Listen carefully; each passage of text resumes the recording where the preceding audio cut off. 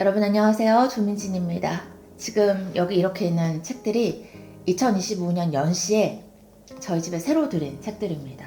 근데 거의 다 신간이 아니고 옛날 책, 구간입니다. 집에 이미 책이 많기도 하고 또 남편이랑 저랑 딸이랑 공유하기 때문에 책 살 때 저희 같이 고르고 또 조율하는 편이고요. 책장에 이제 자리를 찾아서 모시기 전에 읽기 전에라도 눈으로 일단 훑어놔야 집에 무슨 책이 있다는 걸 알 수 있기 때문에 그런 취지에서 영상을 한번 만들어 보려고 카메라를 켰습니다. 당장 다 못 읽어도 우리 집에 어떤 책이 있다는 걸 내가 아는 거는 중요한 것 같아요. 그래야 필요할 때 금방금방 찾아볼 수 있고 또 뭐 있는 거 까먹고 또 다시 사는 일도 방지할 수 있고 그렇습니다. 그쵸? 저희는 물론 신간을 바로바로 구입하는 경우도 많지만 시간적 공간적 제약을 감안해서 점점 그 시간이 지나도 읽을 만한 가치가 있는 책들을 조금 선별해서 드리게 되는 것 같아요. 그래서 제가 기자 관두고 한 3년쯤 됐는데 회사 관두고 제일 잘하는 일 중 하나가 제가 사흘 낮밤 쪽잠을 자면서 저희 집 책 정리한 일인 것 같아요. 그 전에는 그냥 막 되는 대로 꽂아뒀기 때문에 뭐가 어디에 있는지 찾으려면 한참 걸렸는데 이제는 제가 산 책이든 남편이 산 책이든 제가 우리 집에 어떤 책이 어디에 꽂혀 있다는 걸 다 알고 있기 때문에 제가 직접 다 정리를 했기 때문에 필요할 때 바로바로 찾습니다. 자, 그러면 어떤 책들을 새로 드렸는지 그냥 가볍게 한번 이번에는 나눠보겠습니다. 새해 복 많이 받으세요, 여러분. 일단 20세기 최고의 신화 해설자로 꼽히는 조셉 캠벨이 쓴 책 3권. 영웅의 여정, 그리고 다시 신화를 읽는 시간, 그리고 천의 얼굴을 가진 영웅. 저희 집에 조셉 캠벨 책은 미국 저널리스트 빌 모이어스하고 대담 형식으로 같이 쓴 신화의 힘이 있거든요.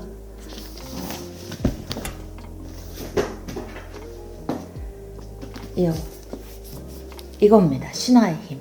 근데 이 신화의 힘은 예전에 미국 케네디 대통령 부인이었던 제클린 케네디 전기를 읽다가 알게 된 책이었는데요. 제키가 케네디가 암살되고 또 재혼했던 그리스 선박왕 오나시스도 죽고 나서 출판사에 들어가죠. 그러니까 워킹우먼으로서 새 출발하면서 선택한 직업이 제클린 케네디가 출판사 편집자였는데요. 그때 제키가 바로 이 책 신화의 힘을 기획해서 출간시켰고요. 성공적으로 베스트셀러로 만들었다고 합니다. 그래서 제키한테 출판사 편집자로서의 새로운 명성을 얻게 해준 최고의 작품이 바로 이 조셉 캠벨의 신화의 힘이었다고 합니다. 이건 원래 있던 책이고요. 이번에 조셉 캠벨이 쓴 책 3권이 저희가 들어왔는데 저희 가족 다 그리스 로마 신화 좋아하기 때문에 집에 두고 보면 좋을 것 같습니다. 케플러. 이 케플러는 17세기 독일 천문학자죠. 이 책은 존 벤빌이라는 아일랜드 작가가 케플러의 삶을 소설로 그려낸 건데요. 케플러는 그 행성이 태양을 도는 궤도가 원이 아니고 타원형이다 라는 걸 밝혀서 사실상 코페르니쿠스의 지동설을 완벽하게 뒷받침한 사람이죠. 케플러 이전에는 지구가 태양을 돈다 하는 지동설이 완벽하게 정리되지는 않고 있었다고 해요. 그래서 사실상 지동설을 완성한 천문학자가 케플러라는 겁니다.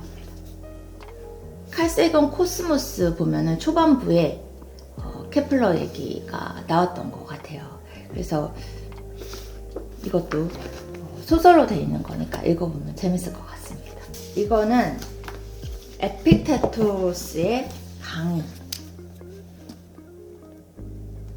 에픽테토스는 노예 출신의 스토아 철학자였죠. 뒷표지에 보면은 어떻게 진정한 자유를 누릴 것인가, 노예 출신 철학자 에픽테토스가 안내하는 내면 세계로의 여정, 우리에게 달려있는 것과 우리에게 달려있지 않은 것을 구분하자 이렇게 뒷표지에 나와 있는데, 제가 스토아 철학에 대해서는 지난번 영상에서도 얘기했지만 스토아 철학자들의 그 절제하는 삶, 궁극적으로는 그런 태도를 좀 배우고 싶습니다.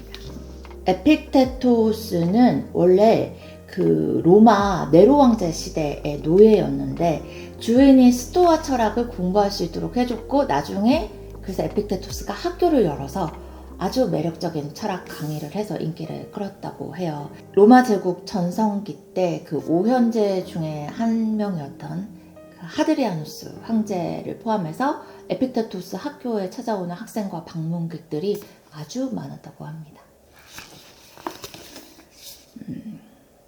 우리에게 달려있는 것과 달려있지 않은 것을 구분하자. 19세기, 20세기 이후에 지금까지 출간된 많은 자기계발서를 보면요, 크게 관통하는 주요 주제 두 가지가 있다면 제 생각에는 하나는 모든 거는 너의 자세, 마음에 달린 문제다, 일체유심조, 이거랑 또 다른 하나는 내가 할 수 있는 것과 할 수 없는 것, 내가 바꿀 수 있는 것과 바꿀 수 없는 것을 아는 게 자기 성찰, 발전의 핵심이라는 것 같아요. 그게 참 알아도 뭐든 내가 할 수 없는 거, 또 내가 바꿀 수 없는 것에 대한 집착을 놓기가 쉽지 않잖아요. 그렇죠? 그리고 이태준의 무서록 하고요, 김용준의 근원수필. 이거는 한국 수필 문학의 백미라고 하죠. 무서록은 그 서문이 없는 책이라는 뜻이고, 근원수필에서 근원은 김용준의 호. 이태준이 쓴 문장론에 대한 책, 문장 강화, 되게 유명하죠. 저희 집에도 있는데, 그리고 김용준은 화가였기도 하고, 이태준, 김용준 둘 다 1904년생, 동경 유학할 때 만나서 절친이 됐고요. 이태준이 그 창간한 문예지 문장에 김용준이 표지 그림을 그리고 그랬습니다. 둘 다 월북 작가들이었죠. 그리고 장곡도의 앙팡 때리블.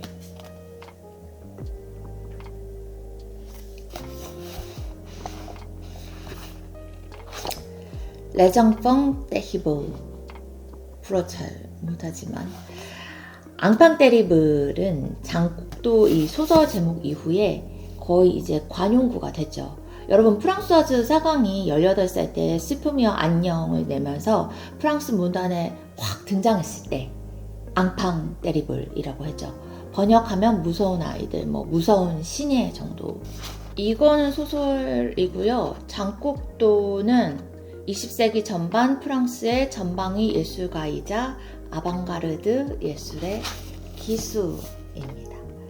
여러분, 그 에디트 피아프 아시죠? 프랑스 샹송 가수. 여기 보면은 장곡도랑 에디트 피아프가 평생지기 친구였대요. 그래서 에디트 피아프 사망 몇 시간 후에 장곡도도 심장마비로 생을 마쳤다라고 여기 나와 있습니다. 책 날개. 앙팡 때리블, 무서운 아이. 되려면 프랑스와즈 사강이 첫 소설을 발표했을 때처럼 뭐 18살, 10대나 20대 좀 어려야 될 것 같은데 이미 나이를 많이 먹어서. 그리고 야망 계급론. 야망 계급론, 이거는 그래도 지난해 2024년에 나온 책이죠.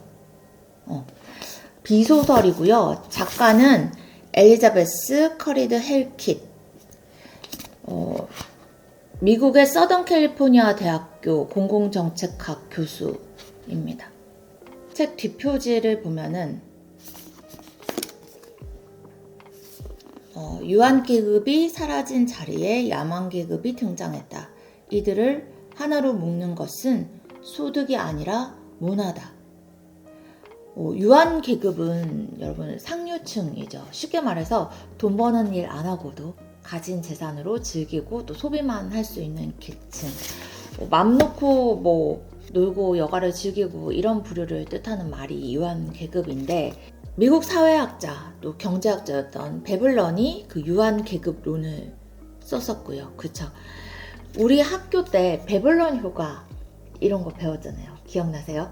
사치제일 경우에는 가격이 높을수록 잘 나간다. 명품도 값이 높으면 더 잘 팔린다. 이런 게 배블런 효과인데, 그러니까 이 책은 이런 과시적인 소비가 아니라 이제는 비과시적 소비가 뜬다.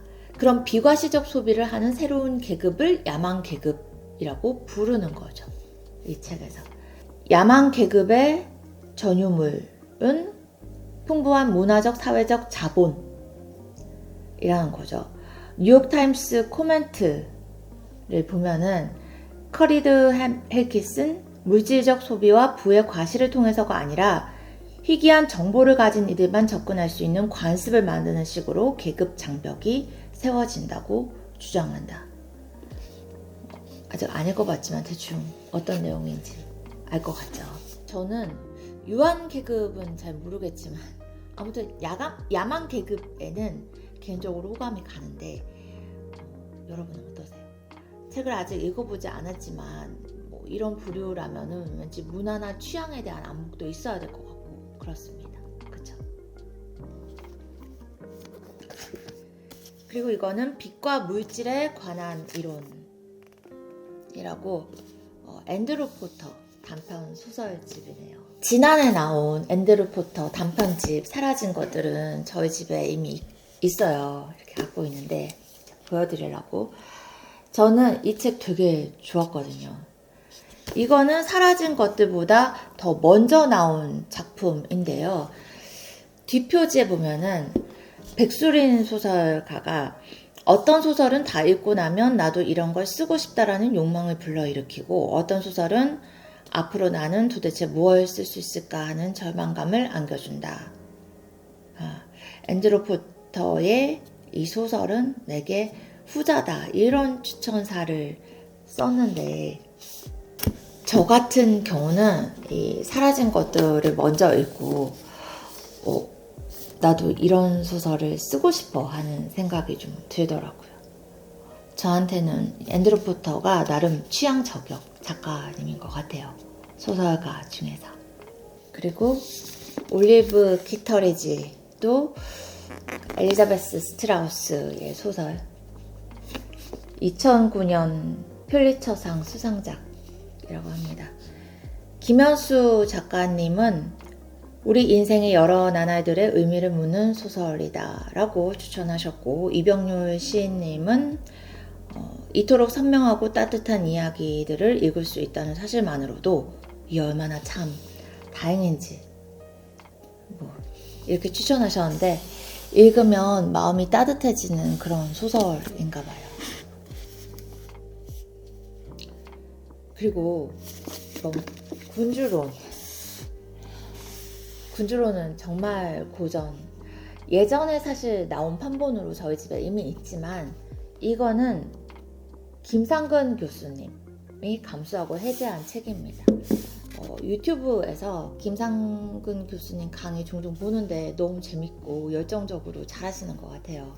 그래서 김상근 교수님이 쓰신 카라바조 책도 제가 되게 재밌게 읽었고 갖고 있거든요.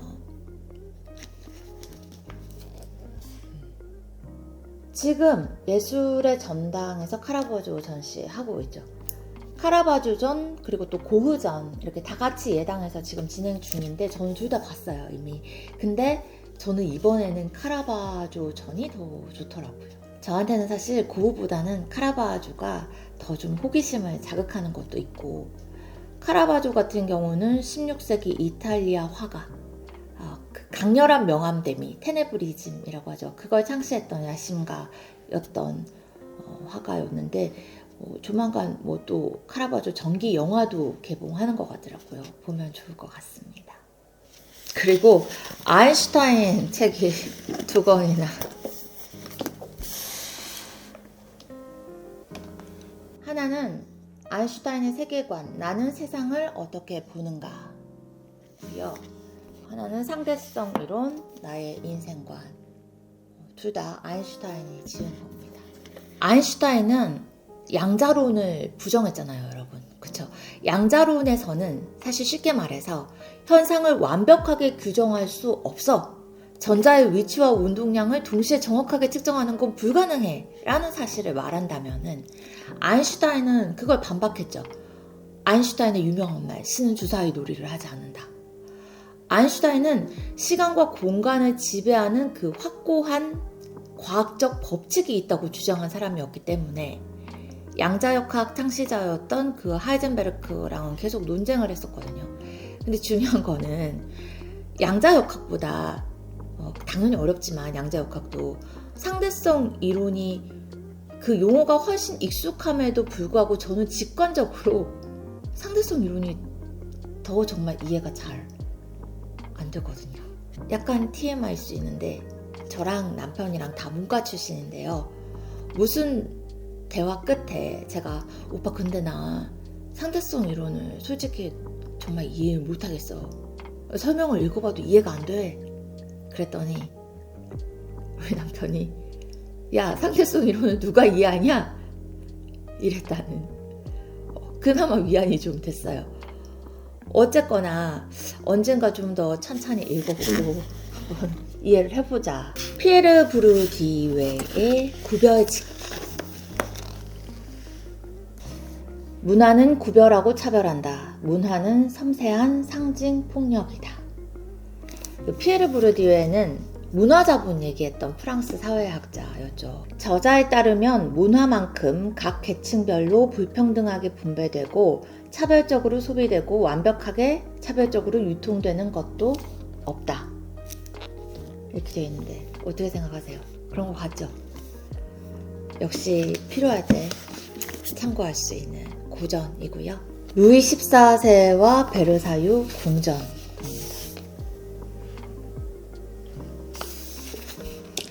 생시몽치음. 이 18세기 옛날 책인데 저는 우리가 태어나기 전에 훨씬 전에 살았던 사람들이 쓴 책을 우리가 지금 이 시대에 읽을 수 있다는 게 문득 생각해보면 되게 신기하고 설레는 일인 것 같아요. 여러분은 옛날 책 좋아하시는지. 그리고 도스토옙스키, 미성년, 상하, 열린 책들에서 나온 겁니다. 뭐 죄와 벌 아니면 카라마조프의 형제들처럼 유명한 소설에 비해서 상대적으로 미성년은 도스토옙스키 5대 장편 소설이지만 좀 덜 알려져 있고 평가가 극과 극으로 갈리는 그런 작품이라줘요. 아인슈타인도 도스토옙스키를 되게 좋아했나 봐요. 뒷표지에 도스토옙스키는 어느 과학자보다도 위대한 가우스보다도 많은 것을 나에게 주었다. 아인슈타인이 과학자인데 가우스 같은 수학자한테보다도 도스토옙스키한테 더 많은 것을 받았다. 그러면 정말 위대한 작가다. 그쵸? 그리고 니체도 도스토옙스키는 내가 무엇인가를 배울 수 있었던 단 한 사람의 심리학자였다. 그는 내 생애에서 가장 아름다운 행운 가운데 하나이다. 뭐 죄와 벌 이런 게 심리 소설이죠. 어떤 책을 읽고 이 책은 정말 내 인생의 행운이야 이런 생각이 들 수 있다면 그건 정말 진짜 행운 같습니다. 그렇죠? 그리고 세계를 창조하는 뇌를 창조하는 세계. 이거는 뇌과학 책이고요. 저희 뇌과학에 관심이 많습니다. 그리고 다음은 에인랜드의 아틀라스 1, 2, 3권 분량 장난 아니죠? 저는 언제 읽게 될지. 근데 이것도 되게 오래된 책이죠. 여러분, 그 아틀라스가 그리스 신화에 나오는 티탄족이죠. 제우스한테 벌을 받아서 항상 그 하늘을 짊어지고 있어야 했던 거인이 바로 아틀라스인데, 여기도 보면은 하늘을 짊어지던 아틀라스가 자취를 감춰버리자 세상은 폐허가 되었다. 무조건적인 희생만을 요구하는 부조리한 사회에 반기를 들고 자취를 감춰버린 사람들. 미국 사회를 이끌던 과학자, 예술가들 모두가 사라져버리자 미국 사회는 걷잡을 수 없는 혼란에 빠진다. 자유, 시장경제 이런 걸 그린 소설이라고 알고 있는데 대충 감이 오죠. 책 날개를 보면 세상을 이끌어가는 뛰어난 지식인들이 파업에 들어가면서 동력을 잃은 미국의 몰락을 그린 아틀라스는 에인랜드를 미국에서 가장 영향력 있는 작가로 우뚝 세웠다. 1957년에 나온 책입니다. 뒤에 뉴욕타임스가 이렇게 평가를 해놨어요. 위대한 작가 에인랜드. 그녀는 천재적인 사상과 섬세하고 총명하고 아름다우며 격렬한 글쓰기 능력을 지녔다. 부럽네요. 마지막으로 마르코 폴로의 동방견문록입니다. 요즘으로 치면 여러분 이거 여행 에세이죠. 옛날 사람들이 쓴 여행책. 유기준의 서유견문, 또 박지원의 열아애기 같은 것도 이미 소장하고 있긴 한데 이 책도 작정하고 읽으면은 되게 흥미로울 것 같아요. 뭐 완독을 못해도 그냥 발췌독할 일은 있을 것 같다 이런 생각이 듭니다. 자, 여러분 이렇게 그냥 제가 안 읽어본 책, 안 읽고 소개하는 책 영상 한번 찍어봤는데요. 작은 재미 또 영감 드릴 수 있으면 좋겠고요. 올해는 저도 책을 한 권 낼 것 같은데 기다려주시면 감사하겠습니다. 2025년에는 좋은 일 많으시길 바라고요. 또 구독과 좋아요로 애정어린 관심 보내주시면 감사하겠습니다. 또 뵐게요.